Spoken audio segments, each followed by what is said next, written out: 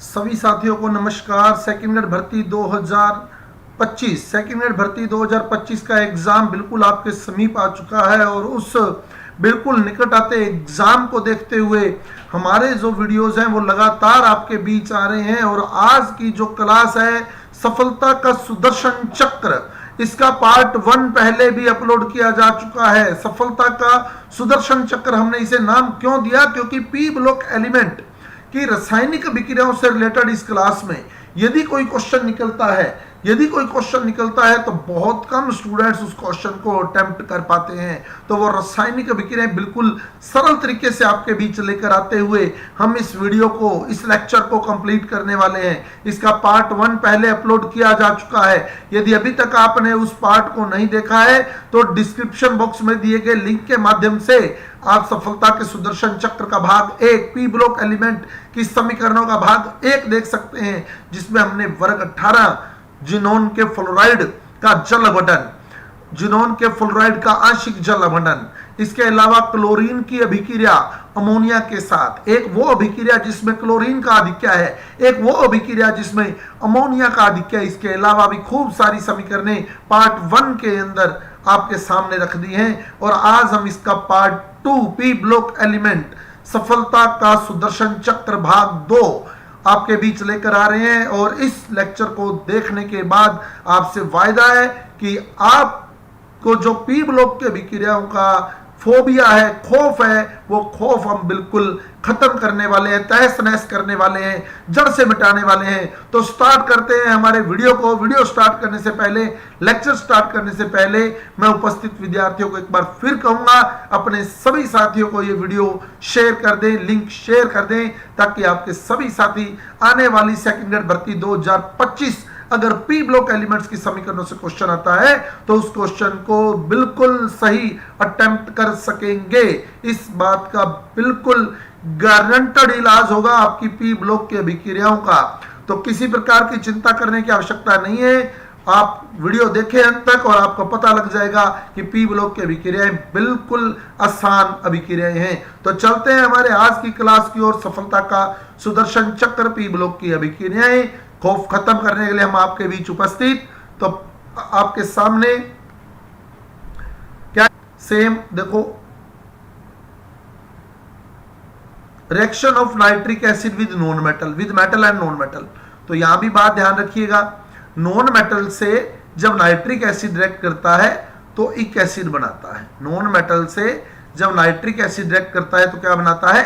इक acid. Non metal से जब नाइट्रिक एसिड रिएक्ट करेगा तो इक एसिड बनाएगा। सेम वही, अगर मैं देखो इधर carbon plus nitric acid concentrate होता है, ये बात ध्यान रखिएगा, कंसंट्रेट नाइट्रिक एसिड। फिर iodine plus nitric acid concentrate,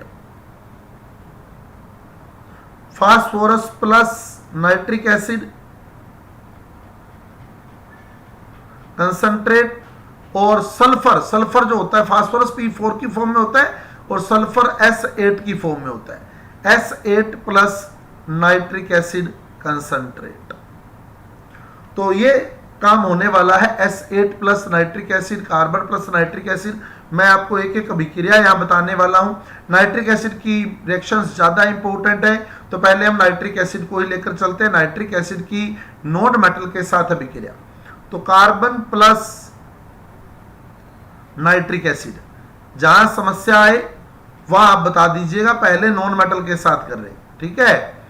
जहां समस्या आए वहां आप कमेंट बॉक्स में रिपीट वर्ड डाल दीजिएगा, कमेंट बॉक्स में रिपीट वर्ड डाल दीजिएगा जहां आपको लगे कि यहां समस्या आ गई है, ठीक है।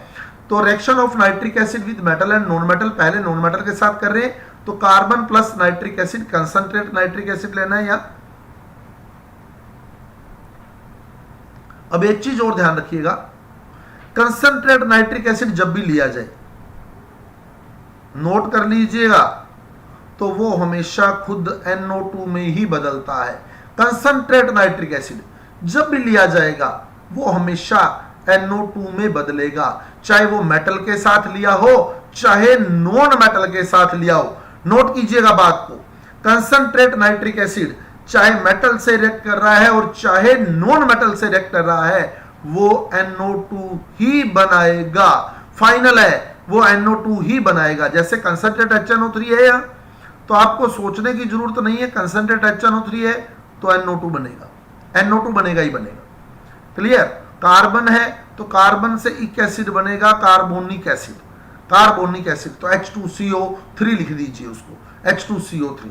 और नाइट्रिक एसिड खुद NO2 में बदलेगा, NO2 में ना, कंसंट्रेटेड नाइट्रिक एसिड है जो वो NO2 में ही बदलेगा, ध्यान रखिएगा, कंसंट्रेटेड नाइट्रिक एसिड NO2 में ही बदलेगा। मेटल के साथ कंसंट्रेट आ जाए तो NO2 ही बनेगा। डाइल्यूट आ जाए, मान लो मेटल के साथ डाइल्यूट आ जाए, डाइल्यूट, सपोज कि मेटल के साथ डाइल्यूट आ गया, मेटल के साथ क्या आ गया, डाइल्यूट HNO3 आ गया, डाइल्यूट HNO3 की दो मेटल से रिएक्शन दी होती है, एक तो कॉपर के साथ और एक जिंक के साथ, एक कॉपर के साथ और एक जिंक के साथ, कॉपर और जिंक के साथ। अगर डाइल्यूट नाइट्रिक एसिड कॉपर के साथ आ रहा है, कॉपर के साथ डाइल्यूट आ रहा है, डाइल्यूट, तो NO बनेगा, ध्यान रखिएगा, नाइट्रिक एसिड से NO बनेगा, कब, जब डाइल्यूट आ रहा है तब। और कंसंट्रेट डाइल्यूट HNO3 जब Zn के साथ आ रहा है तो N2O बनेगा, N2O, nitric oxide NO, N2O nitrous oxide. Copper और जिंक के साथ डाइल्यूट HNO3 भी रिएक्ट करता है, तो कॉपर के साथ जब मैं डाइल्यूट तनु HNO3 की रिएक्शन कराऊंगा तो HNO3 को मैं NO में बदल दूंगा, जब जिंक के साथ मैं डाइल्यूट HNO3 की रिएक्शन कराऊंगा तो मैं HNO3 को N2O में बदल दूंगा। ठीक है, ये बातें ध्यान रखिएगा। फिर क्लियर कर लीजिए बात को कि कंसंट्रेट नाइट्रिक एसिड जब भी आ जाए, कंसंट्रेट आ जाए तो NO2 में ही बदलना है। अगर डाइल्यूट आ जाए, तनु आ जाए, तो कॉपर के साथ तो नाइट्रिक एसिड को कन्वर्ट कर देना है किसमें, NO में, और जिंक के साथ नाइट्रिक एसिड को कन्वर्ट कर देना है N2O में। रिएक्शन आपके हाथ में है। अब मैं रिएक्शन कर रहा हूं, देखना, ये बातें नोट कर लीजिएगा। ठीक है, अब मैं रिएक्शन कर रहा हूं, देखो, कार्बन प्लस HNO3 कंसंट्रेटेड, ठीक है, कार्बन से बना कार्बोनिक एसिड H2CO3 और नाइट्रिक एसिड क्योंकि कंसंट्रेटेड है तो NO2 बना देगा, और नॉन मेटल के साथ हमेशा कंसंट्रेटेड नाइट्रिक एसिड ही रिएक्ट करता है। ठीक है, अब जैसे बैलेंस करते हैं हम रेडॉक्स रिएक्शंस को, वैसे बैलेंस करेंगे। देखो कैसे करेंगे, चेक करो। अब बुक वाली रिएक्शन जो है ना, बैलेंस भी अपने रट्टे मार लेते हैं। आप सोचो, यहाँ कार्बन पे चार्ज है 0, यहां कार्बन पे चार्ज निकालोगे तो आएगा +4, यहां कार्बन पे चार्ज निकालोगे तो +4 आएगा। सोल्व करना सिखाया हुआ आपको, तो मतलब इस रिएक्शन में 4 इलेक्ट्रॉन यूज हो गए, इस रिएक्शन में 4 इलेक्ट्रॉन यूज हुए। अब यहां नाइट्रिक एसिड में N पर चार्ज है +5 और NO2 में N पर चार्ज है +4, मतलब 1 का चेंज आया, मतलब यहां 1 इलेक्ट्रॉन यूज हुआ, यहां 1 इलेक्ट्रॉन यूज हुआ। नंबर ऑफ इलेक्ट्रॉन बराबर करना है, इसमें 4 इलेक्ट्रॉन यूज हुए, नाइट्रिक एसिड +5 से +4 बना, मतलब 1 इलेक्ट्रॉन यूज हुआ। तो नंबर ऑफ इलेक्ट्रॉन बराबर करने के लिए इसको 4 से मल्टीप्लाई कर लेंगे, 4 से मल्टीप्लाई कर लेंगे। बुक में चेक कर लेना, सेम टू सेम मिलेगा, कुछ भी नहीं हिलने वाला है। ठीक है, कर लिया बराबर। अब चेक करो आगे। अब यहां देखो 4H है, 4H टोटल कितने H हो गए, 4। ठीक है, और अब यहां 4 NO2 बन गए, 4 HNO3 थे, 4 NO2 बन गए, तो 4H का क्या करना है हमने, 4H का हमारे को H2O बना देना है, H2O, 4H से क्या बनाना है, H2O बना देना है। अब पहले O गिन लो कितने रह गए, आप देखना अपने आप रिएक्शन बैलेंस होगी। इधर 4 HNO3 है, मतलब 12O है, 12O है। इधर गिन लो, तीनों ये आगे और 8 ये आगे, तीनों तो ये आगे और 8 ये आगे, 11 आगे कितने बच गए, 1 बच गया ना, तो 1 H2O बन जाएगा, 1 H2O बन जाएगा, 1 H2O। क्लियर, 1 H2O बन गया। ठीक है, अब 1 H2O बन गया। H2CO3 जो है बुक में ये नहीं लिखी हुई, बुक में हो गई है। अब बुक में थोड़ा सा वेरिएशन क्या करता है वो पता है आपको कि +5 और यहां N पे चार्ज है +4, 1 का चेंज आया, तो मतलब यहां 1 इलेक्ट्रॉन यूज हुआ, 1 इलेक्ट्रॉन यूज हुआ। अब कैसे बराबर करेंगे, इसमें 10 इलेक्ट्रॉन यूज हुए, इसमें 1 इलेक्ट्रॉन यूज हुआ है, तो एक इलेक्ट्रॉन वाले को 10 से गुना कर लेंगे, एक इलेक्ट्रॉन वाले को 10 से गुना कर लेंगे, नंबर ऑफ इलेक्ट्रॉन बराबर हो गए। अब ओ गिनो, बस ओ गिनो कितने हुआ देखो। अब बुक की रिएक्शन आएगी एग्जैक्ट, 10 दिए 30 हो गए, इधर 3 दूनी 6 और 10 दूना 20, इधर 30 थे और इधर 6 और 20 26 हो गए, पीछे बचे कितने 4, तो इधर आप 4 H2O लगा दो। रिएक्शन आपकी बैलेंस है, H भी बराबर है, O भी बराबर है, कोई फर्क नहीं पड़ने वाला है, कोई अंतर नहीं आने वाला है। तो ये रिएक्शन आपके सामने पड़ी है, I2 plus 10 HNO3 equal to 2 HiO3 plus 10 NO2 plus 4 H2। अब आपसे पूछेगा आयोडीन से नाइट्रिक एसिड रिएक्ट करके क्या देगा, तो आपको ध्यान है आयोडीन एक नॉन मेटल है, नॉन मेटल है तो बात याद रख लीजिए, नॉन मेटल के साथ हमेशा एक अमल ही बनता है। आयोडीन है तो आयोडिक अमल बनेगा, आयोडीन है तो आयोडिक अमल बनेगा। बिल्कुल इजीली हम लोग कर सकते हैं, कहीं कोई दिक्कत नहीं आने वाली है, आराम से हो जाएगा। ये रिएक्शन आपके सामने पड़ी है। अब चलते हैं अगली रिएक्शन पर। Phosphorus P4 plus HNO3 equal to phosphoric acid. आपको बता ही दिया नॉन मेटल है तो एक अमल ही बनना है, फास्फोरस फास्फोरिक अमल बनाएगा, और HNO3 हमने कंसंट्रेट सांद्र ही लेना होता है। यहाँ नॉन मेटल के साथ हमेशा सांद्र HNO3 ही क्रिया करता है, तो सांद्र HNO3 हमेशा NO2 बनाएगा। अब बैलेंस करना है बस, इधर P 4 है, इधर P 1 है, तो इसको 4 से गुना कर लिया। अब चेक कर लो P को, इधर P पर 0 0 0 0, चारों पर ही 0 0, इधर P पर H3PO4 में P पर है +5 +5, चारों P पर +5। अब N पर यहां +5 है और यहां +4 है, तो ये 0 से 20 हुआ, तो यहां 20 इलेक्ट्रॉन यूज हुए। ये +5 से +4 हुआ, तो यहां 1 इलेक्ट्रॉन यूज हुआ। नंबर ऑफ इलेक्ट्रॉन बराबर करना है, तो जिसमें 1 इलेक्ट्रॉन यूज हुआ है, इधर 20 इलेक्ट्रॉन थे, इधर 1 इलेक्ट्रॉन था, तो 1 इलेक्ट्रॉन वाले को 20 से मल्टीप्लाई कर लेंगे, 1 इलेक्ट्रॉन वाले को 20 से मल्टीप्लाई कर लेंगे। और मैं फिर बता दूं, जो स्टूडेंट डायरेक्ट सोचने का प्रयास करेगा बैलेंस करने के लिए, वो नंबर फाइंड ही नहीं कर पाएगा कि 20 HNO3 ले। आप इलेक्ट्रॉन बैलेंस किया करो, हमेशा इजीली रहती है, ठीक है। इलेक्ट्रॉनिक बैलेंस हमेशा इजीली रहता है, नहीं तो यूं सोचे कि 1 N ले लिया, 2 N हो गए, 3 N हो गए, ऐसे नंबर गिन गिन के बराबर नहीं होंगे। गिन गिन के बराबर करेंगे तो पूरा नहीं पड़ेगा अपना, बाहर नहीं पड़ने वाली, वहां बराबर नहीं होगा। नंबर ऑफ इलेक्ट्रॉन करो, बराबर करो। अब वो गिन लो बस, 20 दिया 60, 20 दिया 60, तो इधर 60 हुए, इधर गिन लो, 4 चौके 16 और 20 दूना 40, 16 और 40 56, 16 40 56, उधर 60 थे, पीछे 4 रह गए, तो यहाँ 4 H2O लगा दो। रिएक्शन आपकी पूरी है। P4 plus 20 HNO3 equal to 4 H3PO4 plus 20 NO2 plus 4 H2O। Book check कर लेना, सेम टू सेम मिलेगी, सेम टू सेम मिलेगी नॉन मेटल के साथ रिएक्शन नाइट्रिक एसिड की। रट्टा नहीं मारना है, बात याद रखनी है, नाइट्रिक अम्ल जब नॉन मेटल से क्रिया करेगा तो एक अम्ल बनाएगा, एक अम्ल बनाएगा, बस हो जाएगी रिएक्शन। चलो आगे। अब सल्फर से ये ना, ये बैलेंसिंग में फिर बता दूं, इलेक्ट्रॉनिक बैलेंस सोचना, अदरवाइज गिन के नहीं कर पाओगे कि 1 N हो गया, 2 N हो गया, ऐसे नहीं कर पाओगे, ठीक है। अब चलते हैं आगे। सल्फर, सल्फर जो होता है वो S8 की फॉर्म में होता है, S8 plus nitric acid concentrate, तो S8 है तो सल्फर सल्फ्यूरिक एसिड बनाएगा, सल्फ्यूरिक एसिड, और नाइट्रिक एसिड से NO2 बनेगा, बताया था आपको, नाइट्रिक एसिड से NO2 ही बनना है, ठीक है। कंसंट्रेट ले रहे हो तब NO2 ही बनेगा। अब S8 है तो पहले इसको 8 कर लो, क्योंकि S8 है, 8 S पर 0 है, 8 S पर 0 आवेश है, इधर 8 S है, 1 S पर +6 है, तो 8 पर +6 +6 +6 करके करोगे तो प्लस का 48 हो जाएगा, प्लस का 48 हो जाएगा, प्लस का 48, तो मतलब इधर 48 इलेक्ट्रॉन यूज हो गए, और इसमें हम कर रहे हैं +5 से +4 बन रहा है, तो इसमें 1 इलेक्ट्रॉन यूज हो रहा है। अब नंबर ऑफ इलेक्ट्रॉन बराबर करने, नंबर ऑफ इलेक्ट्रॉन बराबर करने, इसमें 48 इलेक्ट्रॉन है, इसमें 1 इलेक्ट्रॉन है, तो इसको 48 से गुना करोगे तो गिन के बराबर नहीं कर सकते हम लोग कि 48 HNO3 लेंगे, गिन के कभी बराबर नहीं होंगे, ठीक है ना। तो नंबर ऑफ इलेक्ट्रॉन से बराबर हो जाएगा आराम से। अब ओ गिनो कितने हो गए, नहीं तो बैलेंस नहीं हो पाएगी। 48 दिया, कोई नहीं सोच सकता 48 HNO3 लेने।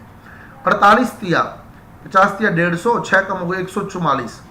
48 को 3 से गुना करूं तो 144, इधर 144 ओ लगे, इधर गिनो 8 चौके 32 और 48 गुना 96, 32 और 96 कितने हो गए, 6 2 8 और 9 3 12, 128। 16 ओ का फर्क आ गया, इधर 144 ओ है, इधर 128 ओ है, 16 ओ का फर्क आ गया। तो यहां 16 H2O ले लो और H भी आपको बराबर ही मिलेंगे, आप चेक करके देख लो। 8 दूनी 16, 8 दूनी 16, 16 दूना 32, 32 और 16 48, तो 48 H है, बिल्कुल बराबर मिलेंगे अपने आप ही। तो ये रिएक्शन बैलेंस हो चुकी है। सल्फर जो है वो सल्फ्यूरिक एसिड दे रहा है और साथ में 48 NO2 बन रहे हैं, साथ में 16 H2O बन रहे हैं। तो ये रिएक्शन पेपर में पूछी जा सकती है। क्या होता है जब सल्फर नाइट्रिक अम्ल से क्रिया करता है तो सल्फर सल्फ्यूरिक अम्ल देता है, फास्फोरस फास्फोरिक अम्ल देता है, आयोडीन आयोडिक अम्ल देता है, कार्बन कार्बोनिक अम्ल देता है। लेकिन कार्बोनिक अम्ल अस्थायी है, इसलिए वो कार्बन डाइऑक्साइड में बदल जाता है। समझ आ गई है स्टूडेंट? समझ आ गई है तो मेरे वीडियो को लाइक शेयर और मेरे चैनल को सब्सक्राइब करना मत भूलिएगा, क्योंकि इसी तरह के फंडे मैं अभी और देने वाला हूं। अब मेटल पे चल रहे हैं, मेटल पे reaction of nitric acid with metal and non metal. Non metal वाली कर ली हमने। कार्बन से कार्बोनिक एसिड बनता है, लेकिन कार्बोनिक एसिड अस्थायी होता है, इसलिए बुक में कार्बन डाइऑक्साइड दिया होता है। फिर फास्फोरस से फास्फोरिक एसिड बनता है, सल्फर से सल्फ्यूरिक एसिड बनता है और आयोडीन से आयोडिक एसिड, मतलब कुल मिलाकर सारे इक एसिड ही बनते हैं। तो ये आपको बता दिया कि ये इक एसिड ही देगा, इक एसिड, इक अम्ल देता है। नॉन मेटल इक अम्ल देते हैं और नॉन मेटल हमेशा अधातु हमेशा कंसंट्रेट नाइट्रिक एसिड मतलब सांद्र नाइट्रिक अम्ल से क्रिया करते हैं और सांद्र नाइट्रिक अम्ल हमेशा NO2 में बदलेगा। ठीक है, अब रिएक्शन विद मेटल करते हैं। रिएक्शन विद मेटल तो Zn प्लस कंसंट्रेटेड HNO3 सांद्र HNO3, कॉपर प्लस सांद्र HNO3। अब सांद्र HNO3 या HNO3 जो है ना वो एक ऑक्सीडाइजिंग एजेंट है, मेटल का भी ऑक्सीडेशन कर रहा है। कार्बन से कार्बोनिक एसिड बना रहा है, फास्फोरस से फास्फोरिक एसिड बना रहा है, सल्फर से सल्फ्यूरिक एसिड, इनका ऑक्सीडेशन कर रहा है। तो ये जिंक का भी ऑक्सीडेशन करेगा, तो Zn को Zn+2 में बदल देगा, Zn को Zn+2 में बदल देगा। ठीक है, अब Zn+2 के साथ Zn+2 के साथ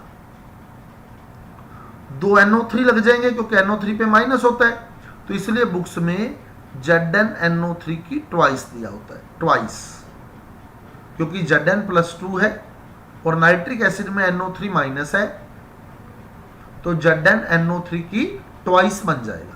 ZnNO3 की ट्वाइस, ये हमारी बुक में भी दिया होता है, ZnNO3 की ट्वाइस ही लिखा होगा। तो समझ आ गई पहली बात, भाई Zn का ये ऑक्सीडेशन करेगा, Zn+2 बनाएगा।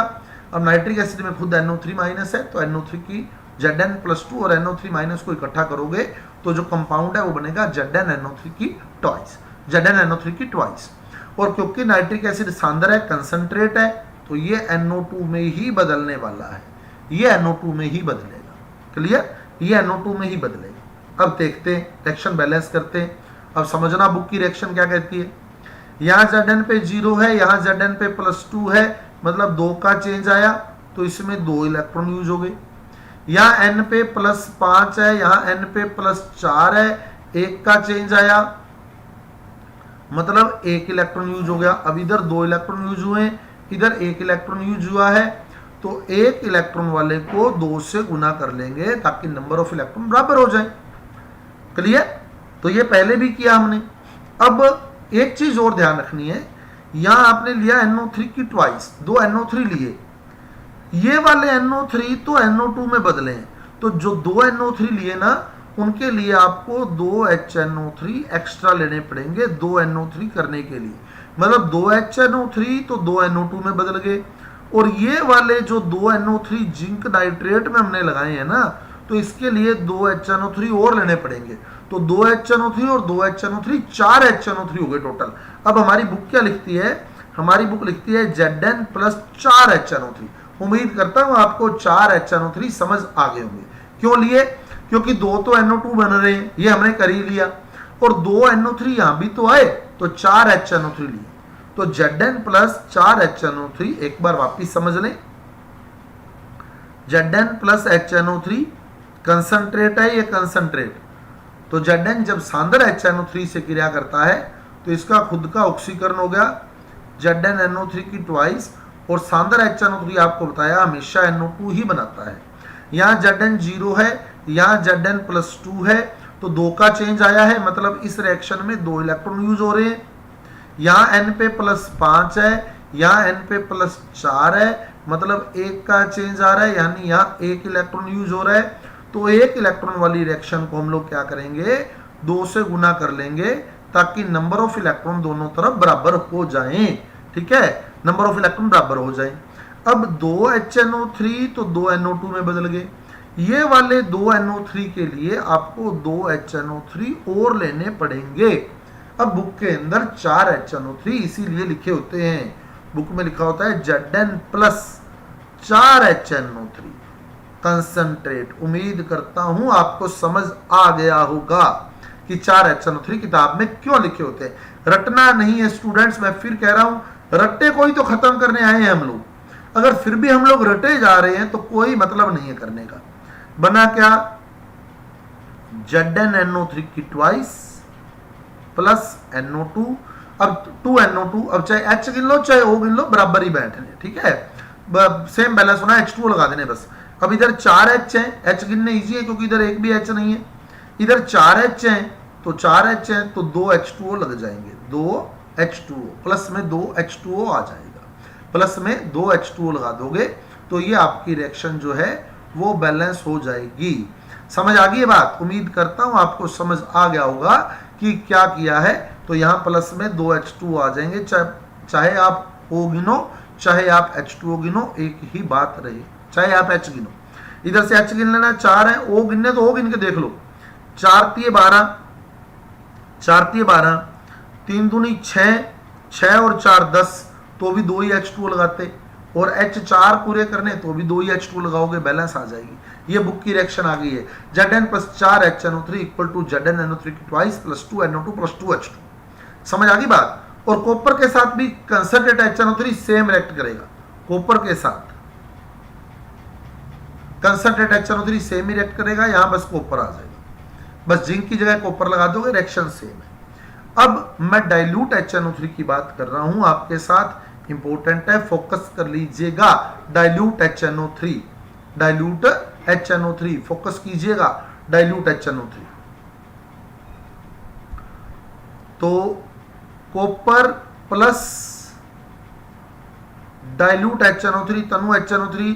तो आज की क्लास के शुरू में मैंने आपको बताया था, कॉपर जब तनु HNO3 से क्रिया करता है, फिर देख लीजिए कंसंट्रेट HNO3 जब भी लोगे, सांद्र HNO3 जब भी लोगे, उससे हमेशा NO2 ही बनाना है, जैसे हमने पिछली रिएक्शन में भी बनाया।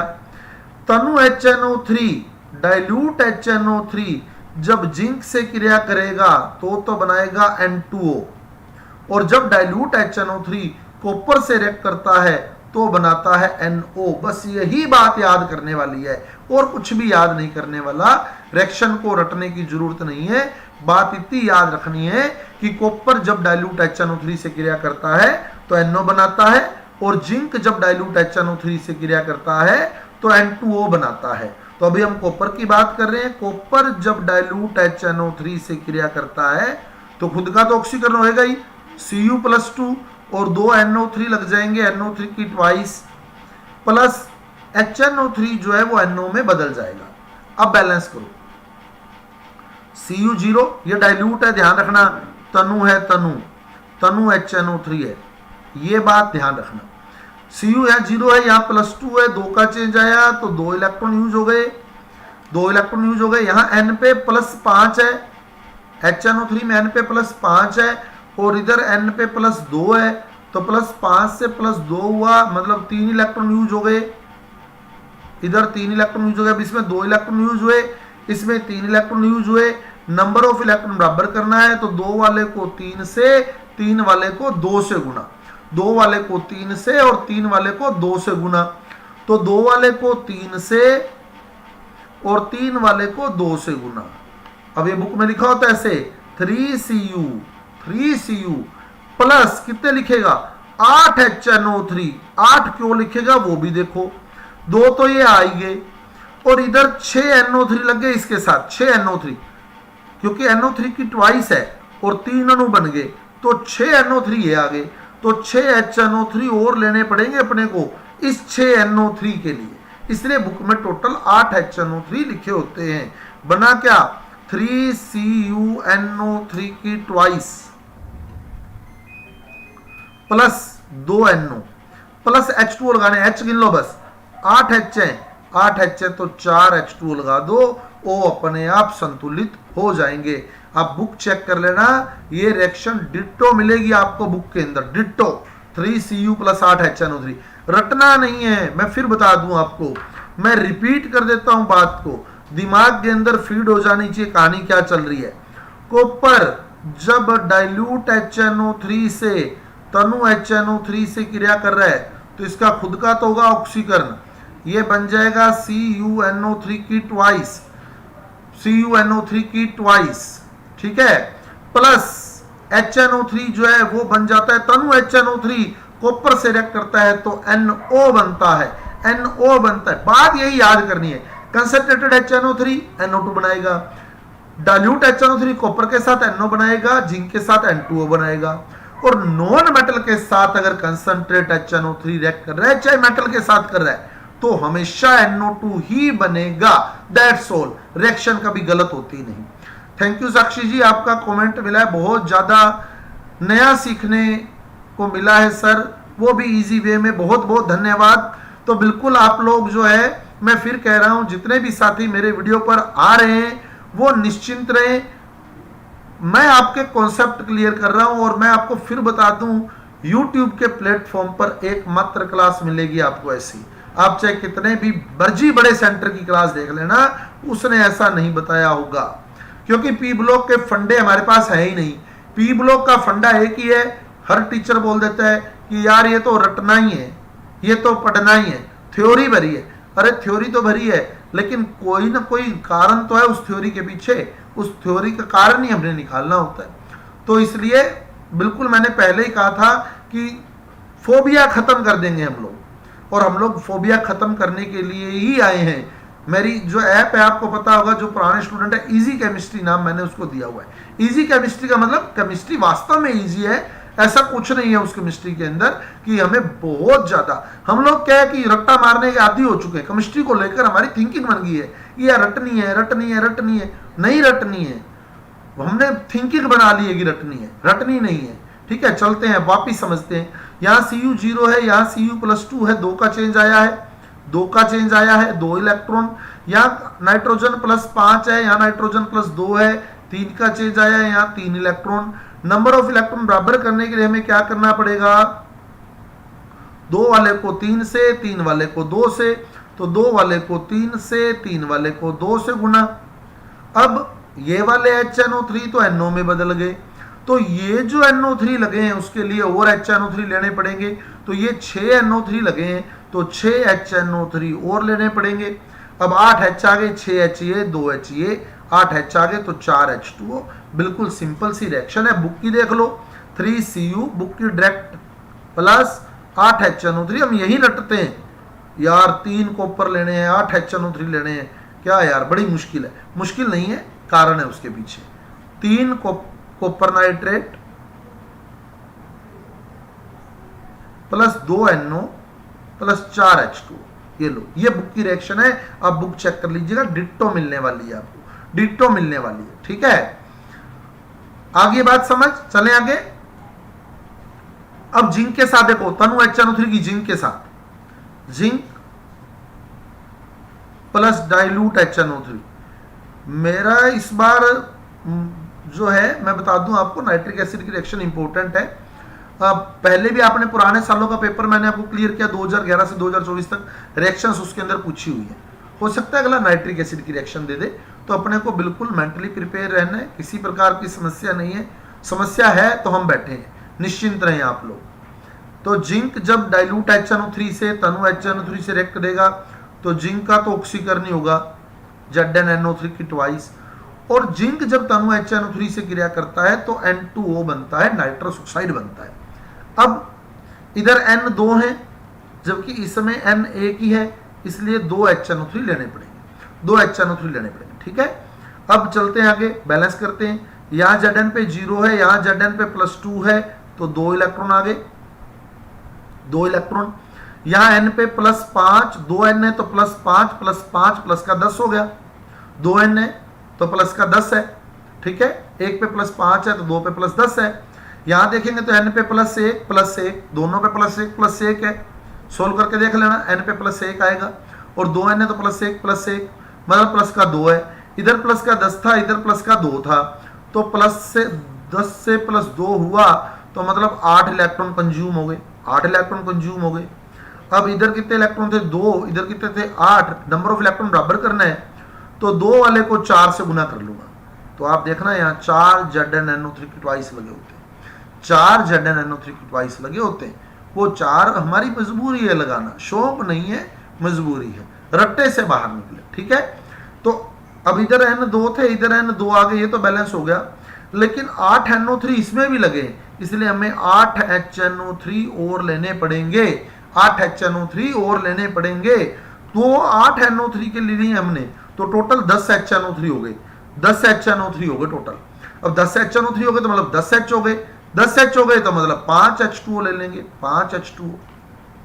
सिंपल सी बात है, लो रिएक्शन बैलेंस होगी। 4 Zn प्लस 10 HNO3 डाइल्यूट, तनु है ये ध्यान रखिएगा, सांद्र होता तो क्या बनता? सांद्र होता तो हमेशा NO2 ही बनता। 10 HNO3 इक्वल टू 4 ZnNO3 की twice plus N2O plus 5 H2O। ये लो, ये बुक की रिएक्शन है, आप लोग बुक चेक कर लीजिएगा, आप लोग नेट चेक कर लीजिएगा, आप लोग जहां मर्जी चेक कर लीजिएगा, डिट्टो आपको मिलने वाली है तनु HNO3 की अभिक्रिया, कोई फर्क नहीं आएगा। तो ये फोबिया का अंत है पी ब्लॉक की रिएक्शंस के। आप लोग पूरा वीडियो जो है, मैं फिर यही कहूंगा, लाइव सेशन में जितने ज्यादा स्टूडेंट आएंगे उतना ज्यादा जो है बेनिफिशियल होने वाला है, डाउट आप क्लियर कर सकते हैं। तो ये रिएक्शंस हमने नाइट्रिक एसिड की कर दी है। बेसिक कॉन्सेप्ट क्या रहा? कंसंट्रेटेड नाइट्रिक एसिड जब लेंगे, चाहे वो मेटल हो चाहे वो नॉन मेटल हो, कंसंट्रेटेड नाइट्रिक एसिड हमेशा NO2 ही बनाएगा। डाइल्यूट नाइट्रिक एसिड तनु नाइट्रिक अम्ल अगर लेंगे और हमने कॉपर लिया है तो वो NO में बदलेगा, और तनु HNO3 अगर हम ले रहे हैं, डाइल्यूट HNO3 हम ले रहे हैं और जिंक ले रहे हैं तो वो N2O बनाएगा। ये बेसिक कॉन्सेप्ट है रिएक्शन का, ये बेसिक कॉन्सेप्ट है, यही होना चाहिए आपको पता, बस बाकी कुछ भी नहीं है। नॉन मेटल से हमेशा ही कमल बनते हैं, जैसे सल्फर है तो सल्फ्यूरिक अम्ल, फास्फोरस है तो फास्फोरिक अम्ल, आयोडीन है तो आयोडिक अम्ल, और मेटल से नाइट्रेट बनेंगे, जिंक से जिंक नाइट्रेट, तो Zn तो Zn+2 में बदलेगा, तो NO3 माइनस से जुड़ के ZnNO3 की ट्वाइस बनाएगा। तो चाहे वो कंसंट्रेटेड HNO3 रिएक्टर है, चाहे डाइल्यूट HNO3 रिएक्टर है, कॉपर जो है वो कॉपर नाइट्रेट में बदलेगा, NO3 की ट्वाइस, सॉरी NO3 की ट्वाइस, और जिंक जो है वो जिंक नाइट्रेट में बदलेगा, ZnNO3 की ट्वाइस। तो ये रिएक्शन आ जाती है हमारे पास, और रिएक्शन बैलेंस करनी बिल्कुल सिंपल है, तरीका आपको दे दिया है, कहीं कोई दिक्कत नहीं है। दिक्कत आए तो आप कल की क्लास में पूछ सकते हैं, कमेंट बॉक्स में लिख सकते हैं, आप हमारे जो फेसबुक पेज है उस पर लिख सकते हैं, कहीं कोई दिक्कत नहीं है, हम बिल्कुल आपकी प्रॉब्लम सॉल्व करेंगे। अब हम लोग पीछे चलते हैं। Reaction of sulphuric acid with metal specially with copper, most important reaction है। मेरा पॉइंट ऑफ व्यू कहता है कि बहुत इंपॉर्टेंट रिएक्शन है, ठीक है, बहुत ज्यादा इंपॉर्टेंट रिएक्शन है मेरे पॉइंट ऑफ व्यू से। तो क्यों इंपॉर्टेंट है मैं बता दूं आपको, क्योंकि अपनी आदत बनी होती है, क्या हम लोग लिखते हैं Zn plus H2SO4 equal to ZnSO4 plus H2, ये तो हाइड्रोजन बनाने का लेबोरेटरी मेथड है, तो अपने को पता भी है कि यही बनने वाला है ना, Zn plus H2SO4 equal to ZnSO4 plus H2। और हम लोग कॉपर के साथ भी यही कर देते हैं, पेपर में आता है Zn plus CuSO4 सही रिएक्शन है, हम लोग एक ऑप्शन दिया होगा CuSO4 plus H2, ये गलत है, ये सही नहीं है, ये गलत है। अगर आप इसको फॉलो कर देते हैं तो आप बिल्कुल गलत हैं। क्यों गलत है, रीजन भी आपको दूंगा, होगा क्या है यहाँ वो भी बताऊंगा। यहाँ हाइड्रोजन नहीं निकलेगी, हाइड्रोजन नहीं निकलेगी यहाँ, ठीक है। क्यों नहीं निकलेगी, सॉरी मैंने रिएक्शन यहाँ मिस्टेक कर दी थोड़ी सी, मैं वापस क्लियर कर देता हूँ। मैंने पहली रिएक्शन लिखी Zn plus H2SO4 equal to ZnSO4 plus H2, बिल्कुल ये लेबोरेटरी मेथड है, सही है। फिर Cu plus H2SO4 equal to, बहुत से स्टूडेंट ये कर देते हैं CuSO4 plus H2, ये गलत है, ये सही नहीं है। क्यों सही नहीं है, रीजन भी आपको दूंगा मैं। अगर कोई स्टूडेंट ये कर देता है Cu plus H2SO4, क्योंकि पेपर में देगा वो Cu plus H2SO4 सही अभिक्रिया है, सही उत्पाद है, या निम्न में से कौन सी अभिक्रिया सही है, Cu plus H2SO4 equal to CuSO4 plus H2, Cu plus H2SO4 equal to CuSO4 plus SO2 plus H2O, Cu plus H2SO4 equal to CuSO4 plus SO3 plus H2O, कौन सी सही है हम अपने आप छांट लेंगे, हम अपने आप छांट लेंगे कौन सी सही है। लेकिन H2 नहीं बनेगी, क्यों नहीं बनेगी वो क्लियर कर लेना, क्यों नहीं बनेगी क्लियर कर लेना। आपने इलेक्ट्रोकेमिस्ट्री चैप्टर पढ़ा है, इलेक्ट्रोकेमिस्ट्री के अंदर आपने इलेक्ट्रोकेमिकल सीरीज पढ़ी है, वैद्युत रासायनिक श्रेणी पढ़ी है, मैं वो श्रेणी लिख रहा हूं।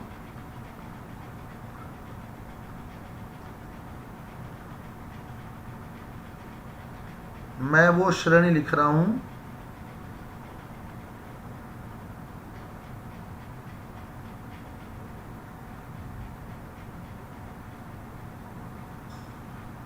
ये मैंने पूरी श्रेणी लिख दी, ये इलेक्ट्रोकेमिकल सीरीज आ गई पूरी। जो ऊपर आता है उसका ऑक्सीकरण होता है, जो नीचे आता है उसका अपचयन होता है, श्रेणी में जो मैंने लिखी है। तो अब देखो Zn था, ये रहा Zn, साथ में H2 था, तो ये रहा H2, ठीक है। H2SO4 में H प्लस है, तो ये रहा H2। जो ऊपर आता है उसका ऑक्सीकरण होगा, बिल्कुल Zn से Zn+2 बना, ऑक्सीकरण हो गया, दैट्स ऑल। और जो नीचे उसका अपचयन होगा, मतलब H प्लस से H2 बना, H प्लस से H2 बना, मतलब अपचयन होगा, धनावेश में कमी, बिल्कुल सही है, ये रिएक्शन बिल्कुल सही है, सही है। Zn का ऑक्सीकरण होगा क्योंकि सीरीज में ऊपर आ रहा है, इलेक्ट्रोकेमिकल सीरीज में ऊपर आ रहा है, ऑक्सीडाइज होगा। और H प्लस जो है नीचे है, H प्लस हाइड्रोजन नीचे है, तो हाइड्रोजन रिड्यूस होगा, मतलब H प्लस H0 में बदल गया, बिल्कुल सही है, रिड्यूस हुआ, दैट्स ऑल, ये रिएक्शन बिल्कुल सही है।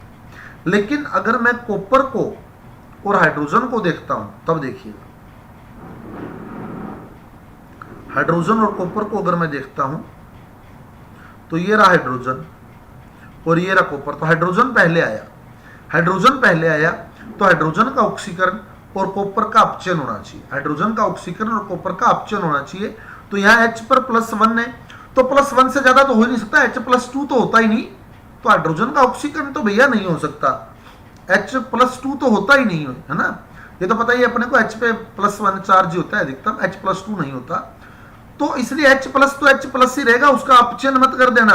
क्योंकि जब हाइड्रोजन और कॉपर आएंगे ना, तो कॉपर, अगर आप हाइड्रोजन को ऑक्सीडाइज करोगे तो कॉपर रिड्यूस होगा, हाइड्रोजन को ऑक्सीडाइज करोगे तो कॉपर रिड्यूस होगा, ठीक है। अब आप देखो, जैसे मैं यूं लिखूं H2 प्लस Cu+2, अब हाइड्रोजन तो ऑक्सीडाइज हो जाएगा 2H प्लस और कॉपर रिड्यूस हो जाएगा, ये सही है।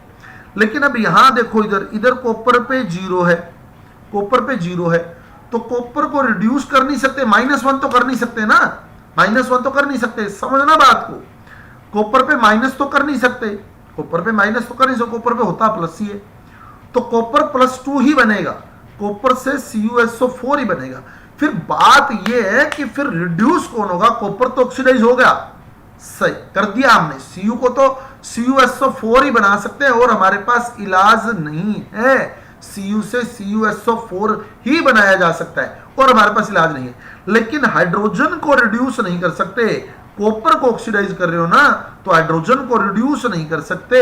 इलेक्ट्रोकेमिकल सीरीज कहती है, क्या कहती है कि हाइड्रोजन और कॉपर अगर आप ले रहे हो ना, आप हाइड्रोजन को ऑक्सीडाइज करके कॉपर को रिड्यूस कर सकते हो, बात सही है, लेकिन कॉपर को ऑक्सीडाइज करके हाइड्रोजन को रिड्यूस करते हो तो ये इलेक्ट्रोकेमिकल सीरीज की अवहेलना है, उल्लंघन है, डिसओबे है। इसलिए हम कॉपर को ऑक्सीडाइज करके हाइड्रोजन को रिड्यूस नहीं कर सकते।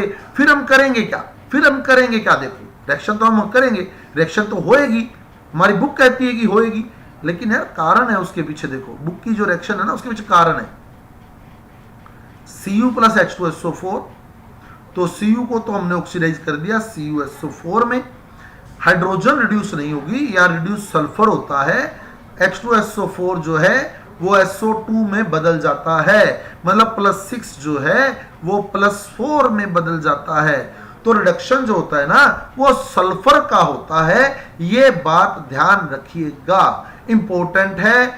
आप फिर बता दूं, रट्टे से बाहर निकले, थोड़ा सा इलेक्ट्रोकेमिकल सीरीज के बारे में सोचें। ज्यादातर स्टूडेंट क्या है, ऐसे सीधा ही सोचते हैं Cu प्लस H2SO4, दिमाग में क्या आएगा कि यार जिंक वाली तो पड़ी थी, उसमें ZnSO4 प्लस H2 बन रहा था, तो Cu प्लस H2SO4 है तो CuSO4 प्लस H2 बनेगा, नहीं बनेगा, गलत है। आप Cu को ऑक्सीडाइज कर रहे हैं, अच्छी बात है, लेकिन Cu को ऑक्सीडाइज करने के बदले में आप हाइड्रोजन को रिड्यूस नहीं कर सकते। ये इलेक्ट्रोकेमिकल सीरीज का उल्लंघन है। आप मतलब सरासर कह दूं मैं, मतलब केमिस्ट्री को बिल्कुल आप लोग नेग्लेक्ट ही कर दिया आपने एक तरह से ना। तो केमिस्ट्री हम लोग पढ़ रहे हैं, तो ये बेस है, यही बेस है, इसी को बेस बोलते हैं। हम लोग क्या है, इलेक्ट्रोकेमिकल सीरीज मतलब इलेक्ट्रोकेमिस्ट्री चैप्टर, दैट्स ऑल। नहीं, इलेक्ट्रोकेमिकल सीरीज मतलब होल केमिस्ट्री, पूरी केमिस्ट्री के अंदर उसको फॉलो करना है ना, ये थोड़ी बात ध्यान रखनी है, ठीक है। कोई डाउट हो तो कंसल्ट कीजिएगा, कहीं कोई दिक्कत नहीं। तो CuSO4 बना +2, ये 0 से +2 बना। H2SO4 से SO2 बनाना है, क्योंकि हाइड्रोजन को रिड्यूस नहीं करना है, सल्फर को रिड्यूस करेंगे। +6 से +4 बना, तो यहां भी 2 का चेंज, यहां भी 2 का चेंज, क्या बात है, मतलब इलेक्ट्रॉनिक बैलेंस तो ऑलरेडी हो गया, ठीक है, कोई समस्या नहीं है। अब चेक करते हैं और क्या फर्क आएगा, और क्या करें। अब देखो H2SO4 बदल गया SO2 में, लेकिन ये वाला SO4 भी तो है, इसके लिए हमें एक H2SO4 और लेना पड़ेगा, एक H2SO4 और लेना पड़ेगा, क्योंकि ये वाला SO4 भी तो है, तो एक H2SO4 और लिया हमने। अब H गिन लो कितने हैं, 2 और 2 4 H हैं, तो यहाँ 2 H2O लगा दो। ये आपकी बुक की रिएक्शन है और यही सही होगी, बिल्कुल 100% यही सही होगी, कोई किंतु परंतु नहीं है। और उम्मीद करता हूं आपको समझ आ गई होगी कि क्या रिएक्शन है और क्यों ऐसे हुई है। तो ओवरऑल रिएक्शन जो बुक में लिखी होती है वो देख लो, एक बार फिर क्लियर कर लो। पहले बात जब तक क्लियर नहीं हो जाती तब तक हमारे माइंड में कॉन्फ्लिक्ट्स रहते हैं, तो हम लोग एक बार फिर क्लियर कर देते हैं कि Cu तो CuSO4 में बना, और H2SO4 से H2 नहीं बनेगा, SO2 बनेगा। क्यों बनेगा? क्योंकि अगर हम कॉपर को ऑक्सीडाइज कर रहे हैं तो हम हाइड्रोजन को किसी भी कीमत पर रिड्यूस नहीं करेंगे, ठीक है। अब ये वाला S और ये वाला S तो बैलेंस हो गए, इलेक्ट्रॉन बराबर ही है दोनों में, बता दिया आपको। अब इधर SO4 है तो इधर एक SO4 और लगाना पड़ेगा, तो 2 H2SO4। अब इधर 4 H आ गए तो इधर 2 H2O आएंगे, प्लस में 2 H2O। अब बुक की रिएक्शन देख लो, Cu plus 2 H2SO4 equal to CuSO4 plus SO2 plus 2 H2O। ये बुक की रिएक्शन है। उम्मीद करता हूं आपको साथियों समझ आ गई होगी।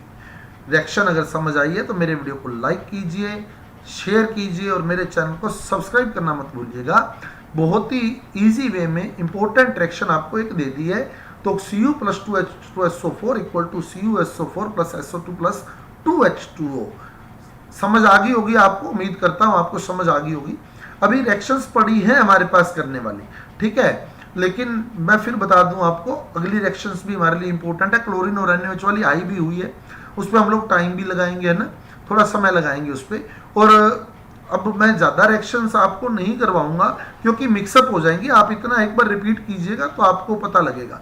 अभी रिएक्शन क्लोरीन विद NaOH वो भी पढ़ी है, और सल्फ्यूरिक एसिड की रिएक्शंस भी पढ़ी है कुछ है। और मैं एक कल आपको कॉन्टैक्ट प्रोसेस और बताऊंगा, संपर्क विधि और बताऊंगा, वो भी इंपॉर्टेंट है। कॉन्टैक्ट प्रोसेस इंपॉर्टेंट है, संपर्क विधि संस्पर्श प्रक्रम हिंदी में हम लोग बोलते हैं, इंग्लिश में हम लोग कॉन्टैक्ट प्रोसेस बोलते हैं। उसमें अगर स्टेप पूछ लेते हैं ना, आजकल पेपर में आता है ऐसे, सही सीक्वेंस क्या है, तो उसमें बहुत सी बेसिक बातें हैं, ठीक है। तो उसको भी हम लोग कल की क्लास में करेंगे, कॉन्टैक्ट प्रोसेस को भी करेंगे, संपर्क विधि को भी करेंगे, बहुत इंपॉर्टेंट मेथड है। और पूरा एंड तक देखिएगा, मैं आपको यही कह रहा हूँ, आप लोग कंटिन्यू जुड़िए। आप लोग अगर जो शुरू में जुड़ा है ना स्टूडेंट, तो उसको रिएक्शन समझ आई होंगी, आप लोग रिपीट कर लीजिएगा। कोई डाउट रहता है तो कल की क्लास में क्लियर कीजिएगा। कल हम इस पी ब्लॉक के फंडे को, फोबिया को खत्म करने वाले हैं, बिल्कुल जड़ से उखाड़ने वाले हैं। फिर भी आपको कोई डाउट रहे तो आप कमेंट बॉक्स में कमेंट करके, आप लोग फेसबुक पेज पर आकर और किसी भी वीडियो के कमेंट बॉक्स में कमेंट कर दीजिएगा, मेरा आंसर उस स्टूडेंट तक पहुंचता है। तो कल की क्लास में मिलेंगे reaction of chlorine with NaOH और कुछ सल्फ्यूरिक एसिड की रिएक्शन और कॉन्टैक्ट प्रोसेस कल कंप्लीट करेंगे हम लोग, चाहे 1 आवर की क्लास रहे चाहे 1.5 आवर की क्लास रहे, कल इस टॉपिक को खत्म करने वाले हैं। तो मिलते हैं कल शाम को सेम टाइम 7 बजे, तब तक के लिए अलविदा। जय हिंद, जय भारत, धन्यवाद।